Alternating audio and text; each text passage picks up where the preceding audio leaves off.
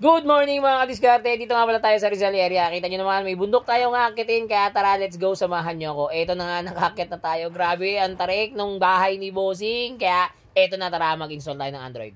So, touchdown tayo dito sa mismong bahay ni Bossing. Ito yung gagawin natin. Mitsubishi Adventure nga pala yung gagawin natin mga kadiskarte. Ang gusto ni Bossing dito is yung malaking screen daw. So, naisipan niya, 9 inches yung pakabit sa atin. Kung paano baklasin ito mga kadiskarte, ganito lang. Ito, tanggalin nyo muna itong lagayan na to. Ayan, tapos pag natanggal nyo yan, tatanggalin nyo yung dalawang tornilyo niyan sa ilalim yan. After nyo matanggalin yung dalawang tornilyo na yan, pwede nyo nang ma-remove yung pinaka-panel frame din. May apat na stereo kayo, apat na tornilyo kayo makita, tanggalin nyo lang yan.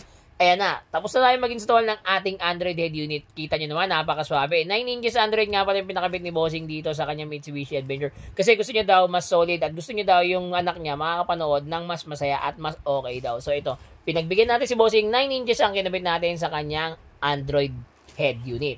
So ayan, sa mga gusto po magawin niyan, drop message lang. Don't forget, like and follow.